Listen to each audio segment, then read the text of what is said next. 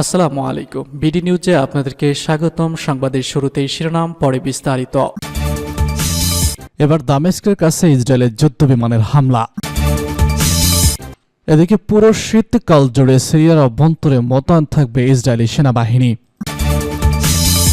আরও থাকছে তাইওয়ান প্রণালীতে মার্কিন গুপ্তচর বিমানের আনাগোনা। জানিয়ে দেব সিরিয়ার বিমান ঘাঁটি বজায় রাখবে রাশিয়া এইচটিএস এর সঙ্গে আলোচনা।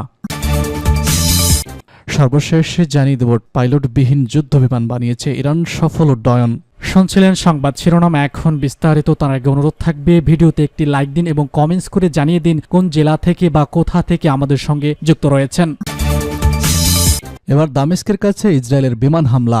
সিরিয়ায় বাশার আল আসাদের পতনের পর থেকে হামলা চালিয়ে আসছে ইসরায়েল। এবার দেশটির রাজধানী দামেস্কের কাছে হামলার ঘটনা ঘটল। শুক্রবার রাতে বড় বিস্ফোরণের শব্দ শোনা গেছে। এবার হামলার লক্ষ্যবস্তু ছিল দামেস্কের কাছাকাছি থাকা সামরিক স্থাপনা। আল জাজিরার এক প্রতিবেদনে বলা হয়েছে, দামেস্কের খাতে থাকা সিরিয়ান সেনাবাহিনীর ৪র্থ ডিভিশন ও একটি ব্যাটালিয়নের উপর এই হামলা চালানো হয়েছে।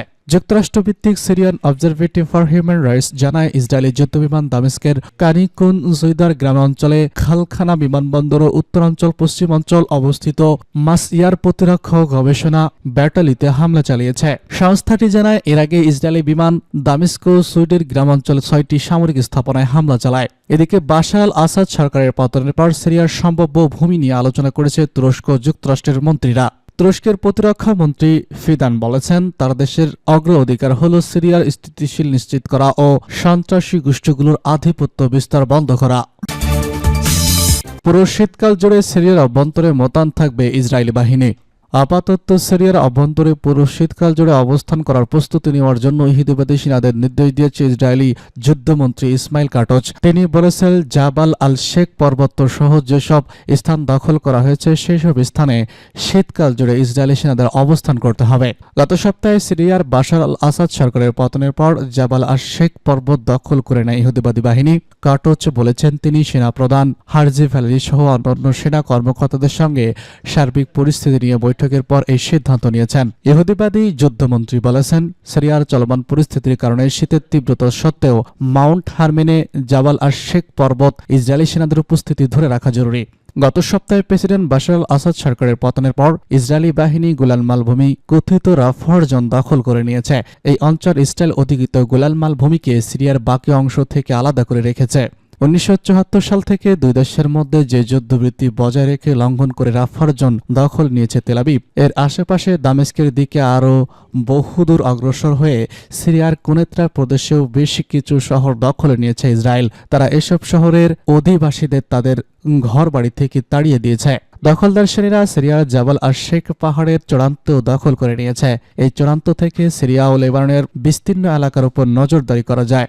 সমুদ্রপৃষ্ঠ থেকে ৯,৪৩২ ফুট উঁচু অবস্থিত এই পর্বত সিংহ ভূমধ্য সাগরের পূর্ব উপকূলের সর্বোচ্চ স্থান। তাইওয়ান প্রণালীতে মার্কিন গুপ্তচর বিমানের আনাগোনা। তাইওয়ান প্রণালীতে মার্কিন নৌবাহিনীর গুপ্তচর বিমানের আনাগোনা লক্ষ্য করা গেছে। শুক্রবার এমন একটি বিমান প্রণালী জুড়ে উঠতে দেখা যায়। এ সময় সতর্ক হয়ে ওঠা স্থানীয় বাহিনী। এনাদোলো এজেন্সির এক প্রতিবেদনে বলা হয়, তাইপে এক বিবৃতিতে এই তথ্য জানিয়েছে।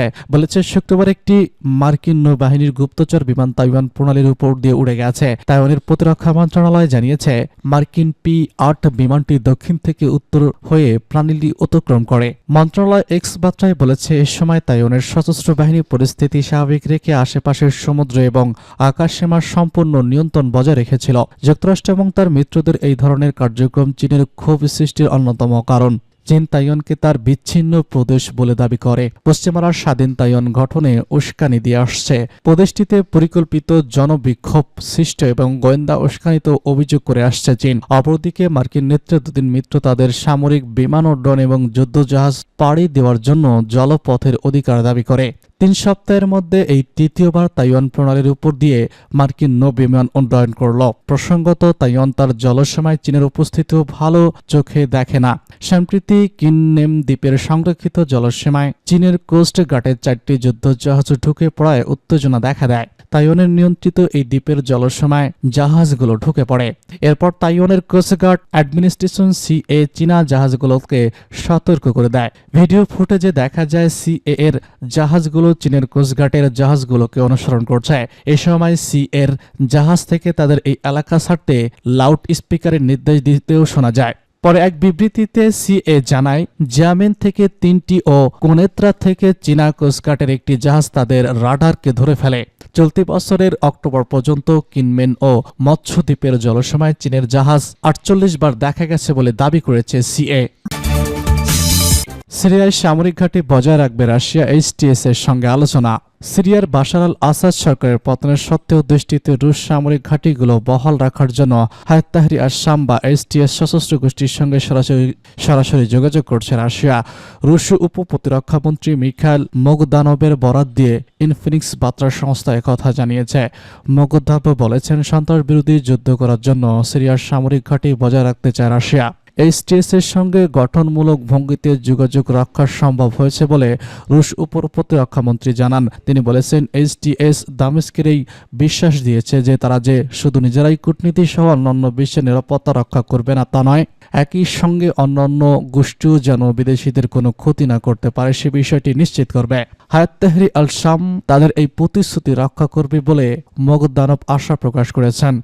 রাশিয়ার এই সিরিয়ার কূটনীতিক বলেছেন, রাশিয়া সিরিয়া নিজেদের দুটি ঘাঁটি বহাল রাখতে চায়। এর একটি ভূমধ্যসাগর উপকূলে অবস্থিত সিরিয়ার তারতুস শহরের নৌঘাঁটি এবং অপরটি সিরিয়ার দক্ষিণ পূর্ব অঞ্চলীয় লাতাকিয়া শহরে অবস্থিত হমিত্তিম বিমান ঘাঁটি। মোগদানভ বলেছেন, আন্তর্জাতিক সন্ত্রাসবাদের বিরুদ্ধে যুদ্ধ করার জন্য ঘাঁটিগুলো সিরিয়ায় ধরে রাখা জরুরি। এই মুহূর্তে সিরিয়া থেকে ঘাঁটিগুলো গুটিয়ে নেওয়ার কোনো সিদ্ধান্ত নেই বলে জানান তিনি। সিরিয়ার উপপ্রতিরক্ষামন্ত্রী বলেছেন, সিরিয়া সরকারের অনুরোধের দায়েশ বিরোধী যুদ্ধ করার জন্য এসব ঘাঁটি স্থাপন করা হয়েছিল এবং দায়েশের হুমকি সত্ত্বেও শেষ করা যায়নি। মোগদানভ এমন সময় এই মন্তব্য দিলেন যখন হায়াত তাহরির আশ-শামের নেতৃত্বাধীন বিদেশি মদতপুষ্ট সশস্ত্র গোষ্ঠীগুলো সিরিয়ার উত্তরাঞ্চল বড় ধরনের সাফল্য অর্জনের পর গত রোববার সকাল নাগাদ রাজধানী দামেস্ক দখল করে নেয়। এর মাধ্যমে দেশটিতে প্রেসিডেন্ট আল বাশার সরকারের পতন ঘটে। পাইলটবিহীন যুদ্ধবিমান বানিয়েছে ইরান, সফল উড্ডয়ন। সিরিয়ায় বাশার আল আসাদ পতনের চাপে ইরান এর মধ্যে আকাশ যুদ্ধে সক্ষমতা বাড়ানোর পথেও আরও এক ধাপ এগোলো দেশটি। সূত্র বলছে, নিজস্ব প্রযুক্তিতে তৈরি পাইলটবিহীন যুদ্ধবিমানের সফল ফ্লাইট টেস্ট সম্পন্ন করেছে তেহরান।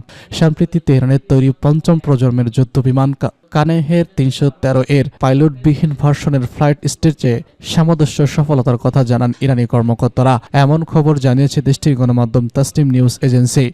ইরান এভিয়েশন ইনস্টিটিউট অর্গানাইজেশনের ব্যবস্থাপনা পরিচালক জেনারেল আফরিন মোস্তফা জানান, স্থানীয় কৌশলীদের দুর্দান্ত সফলতার অংশ হিসেবে তাদের 313 যুদ্ধবিমান চালকবিহীন ভার্সনে উন্নত করা হয়েছে। 2013 সালের ফেব্রুয়ারি মাসে ইরানি ফাইটার জেটে কাছের 313 উন্মোচন করা হয়েছিল। একক আসনের এই ফাইটার জেট স্বল্প রানওয়ে থেকে উড্ডয়ন ও অবতরণ করতে পারে। এ সময় ইরানের বিমান বাহিনীর জন্য এটি সামরিক হেলিকপ্টার তৈরির পরিকল্পনার কথা উল্লেখ করেছেন জেনারেল খাফেজাদ। তিনি জানান, হেলিকপ্টারটি স্থানীয় কৌশলীরা নকশা করেছেন এবং এটি কারিগরি উন্নয়ন করা হবে। যদিও ইরানের তৈরি কাহের 313 এর নকশাকে ত্রুটিপূর্ণ এবং ভুয়া ফাইটার জেট বলে দাবি করেছে আন্তর্জাতিক এভিয়েশন বিশেষজ্ঞরা। তাদের মতে ইরানের তৈরি এই নকশা কোনোভাবেই একটি আদর্শ যুদ্ধবিমান নকশার মধ্যে পড়ে না, বরং এটি পশ্চিমা দুনিয়াকে ধোঁকা দেওয়ার জন্য তৈরি করা হয়েছে।